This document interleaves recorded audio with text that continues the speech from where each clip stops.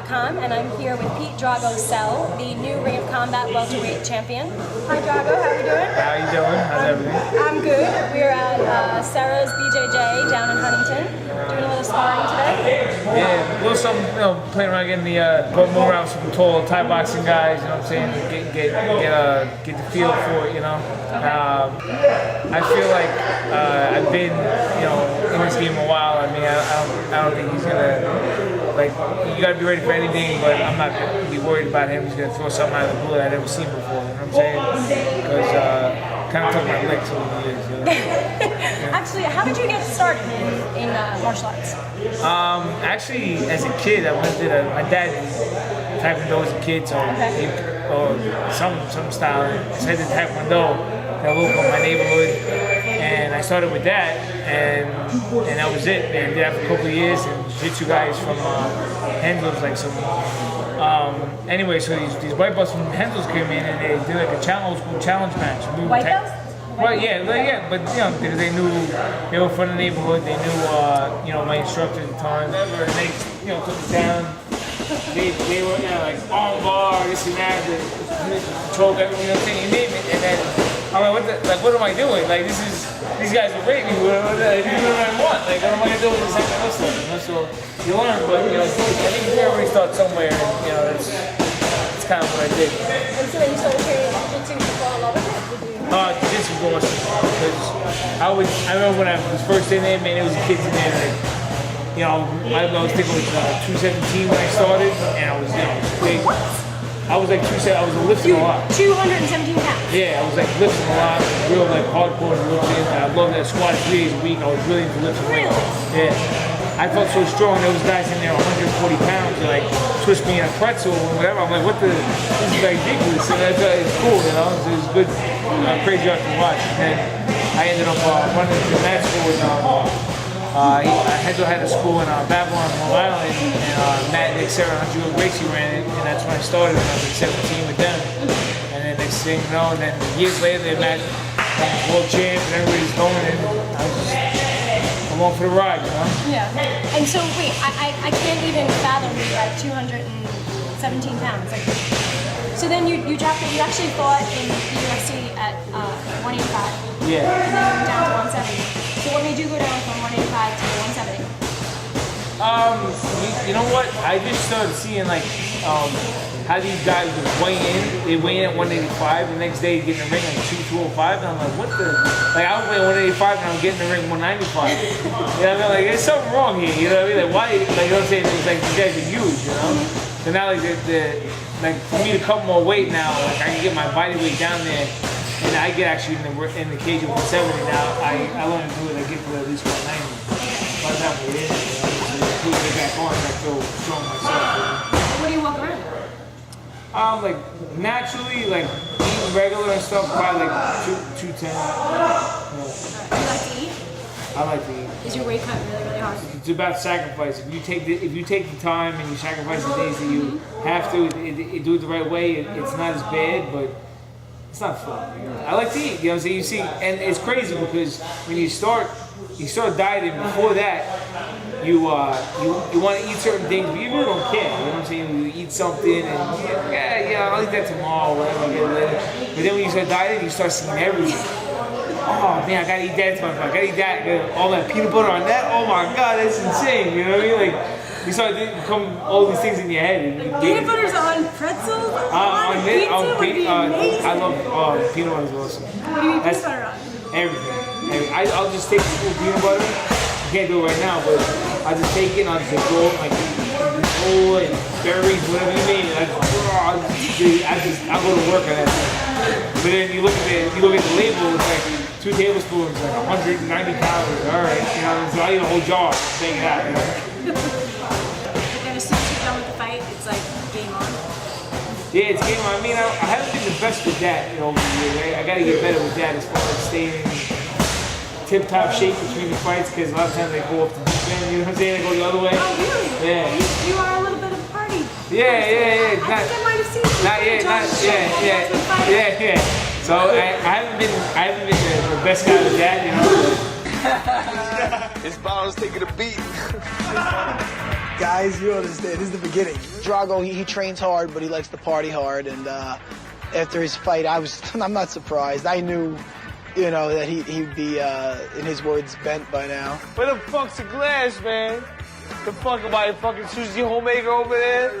Yeah, I just be drinking juice. I don't give a fuck. I have no idea what he said. So he's knocking down a few. And he's having a good time, and it's well deserved. So you know, that's cool. So we'll give him a couple nights of drunken madness, and then I'll make sure I'm on top of him, and he'll be fine by the time he fights.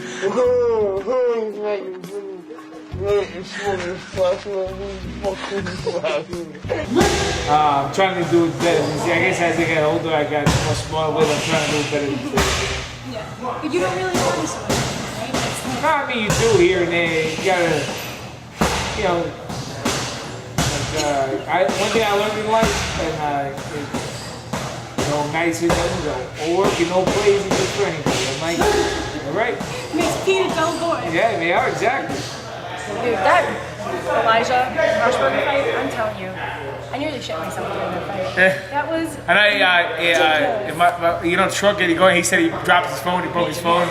Everybody knows. It's good. Dude, I was punching guard. Yeah. And because right before that was the Al fight. Yeah. So I was telling Al. Al's fight was crazy. Holy crap. That was insane. Yeah. Well, you got to watch that? I was downstairs.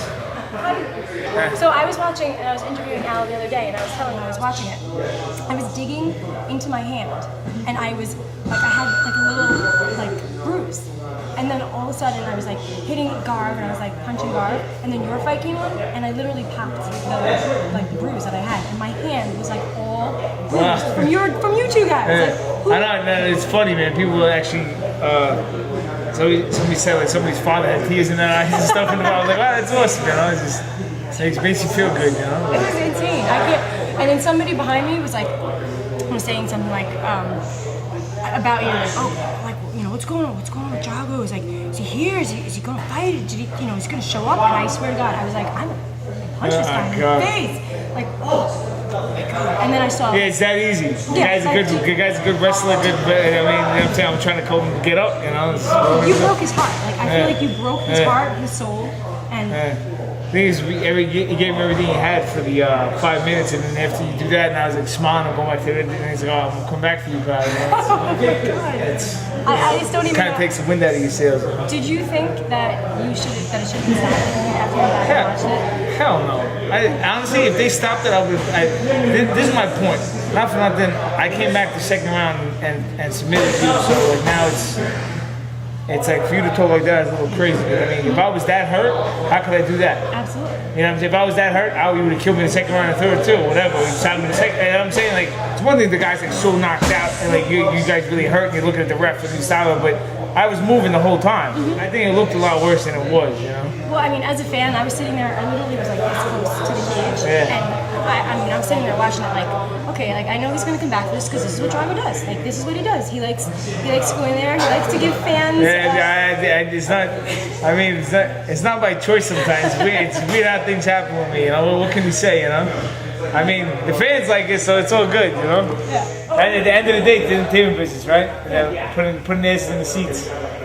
And that's one thing. Okay, like also as a fan, like you go in there, you have the skills to go. Obviously, you're a Sarah black belt, you know. But you also go in there, like you like to stand and bend. You go in there, the Scott Smith fight. Holy crap!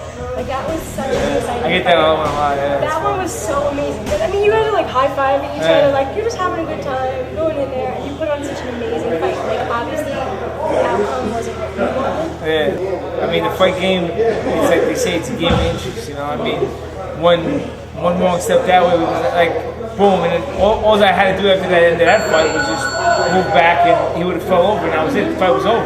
I mean, but I kept trying to fight because I wanted to get some crazy high level, and he did an uppercut back into the game. I would have been sick too, you know.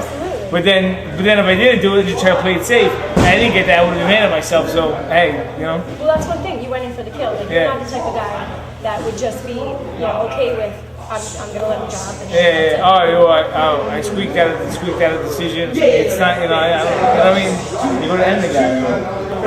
So do you put a lot of guys that you know, so Yes, yeah. A lot of guys that fight in combat, all the guys that are coming up. Yeah, I try to help everybody out.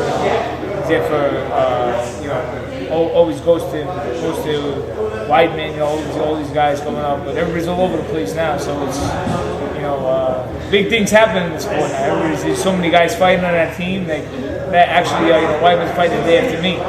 So I think maybe somebody's gonna stay here and somebody's gonna be in San Jose. It's gonna be hard.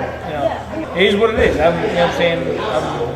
I've been in the game a while. I go out there and fight, do what I gotta do. And so now the guy that you are fighting is actually, he trains in Canada. He's with GSP. Yeah. So that's a little bit of bad blood between Matt and GSP.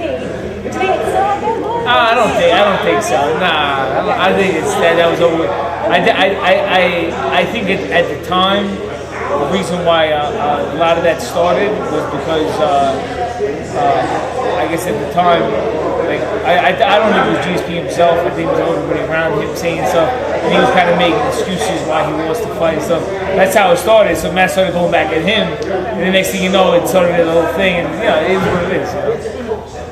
But he's a big guy. He's 6'3". Yeah, supposedly. I don't know. And now I just finally seen a fight. I just seen it for the first time, and it was like he looks like 6'1" or something. I don't even know. Yeah, he's 6 foot. He's 6'3". I watched a fight on him. He doesn't seem like he has the. He doesn't seem like he's more talented. He seems like he's good on the ground, but. It seems from his wins that he's more of definitely more of a striker type, like Muay Thai, kickboxing, stay on the outside, keep it standing. That's what he wants to stop. Right. So you're going into your fight in November, and you're going to defend your belt. I also wanted to know, so are you looking to stay in ring of combat, or do you want to maybe go back to the UFC, or possibly go to Bellator, at this point in my life, UFC is the big show. That's where you want to be. That's where the money's at. That's where, and not for nothing, I feel like UFC themselves have been great to me. And if I'm going to put on good, exciting fights and stuff, I want to do it for the people that I fought for Ring of Combat, and then I fought for UFC. Now back for I'm saying? I don't want to. I'm a little guy. I want to keep it like that. And it's going to be all or nothing. It's not going to be. I'm not going to try to. I'm saying? I'll make my way here with Grand Combat. Eventually, if I know, if UFC tells me, go to this event, you win some fights and stuff, maybe I'll do. Then something else, then it's a goal at the end of the tunnel. Who knows what tomorrow holds? I'm saying? That's where my head's at right now. Take one step at a time. Yeah, so do you look to the future, or do you look for... I used, sometimes you drive yourself nuts doing that too. I think I beat this guy, then I do this next, and so you can't think like that. You go fight the fight. Because there's fights that I definitely thought I was winning 100%, and I went out there and I'm, what the hell, what happened? You know what I mean? So I've been shocked before. So Nate Quarry, even Matt Brown, it's definitely you get shocked, and it is what it is. It's a crazy game, Well, that's the sport. It's a very unforgiving game, It's what it is. Well, is that what you like about the sport? Do you like it? It definitely keeps you. That keeps you alive. This would honestly be the best job if you could live your life, go out party all the time, eat whatever the hell you want, and still stay in chic shape. It would be the best top of the top, you know what I mean? But with everything comes sacrifice, Right. All the hard training and the hard cardio and stuff, I don't mind that stuff. I'll do it. You know what I mean? I don't mind. It's a lifestyle being a fighter. You know what I'm saying? It's your whole life. It's like, all right, well, this week there's a party. Oh, I can't go. I'm training. You know what I'm saying? It's a lifestyle. It's not just train for the fight. You get to the fight, and that's it. You know what I'm saying? It's it is what it is. You know what I mean? Yeah, even other fighters, you'll see them go away. They'll live they go across the country, they'll go somewhere else for a training camp. They'll be gone for a month from everybody, and that's what they do. It's for their fight. Right. And I kind of do my own thing too. You know what I mean? Where I'm not. I stay away and let everybody live their life, and I do my own thing. But you have such a great training camp. You're training with guys who are fighting also. Fighting in combat, in the UFC. And I'll be able to have good guys that I can, no doubt, You just got to stay healthy. Yeah. How's you had a groin injury? I broke my groin with a bone. Yeah, both my shoulder blades are torn. My groin ripped off the bone. I mean, it's part of the game, you know. Just try to stay, glue me back together and put me in there. See what happens, you know. It's all good, you know. Kristen Brown with thegarb.com. Pete Sell. Pete, you fight November 18th in Atlantic City, Tropicana, Marine Combat. Thanks, guys. Thanks for watching.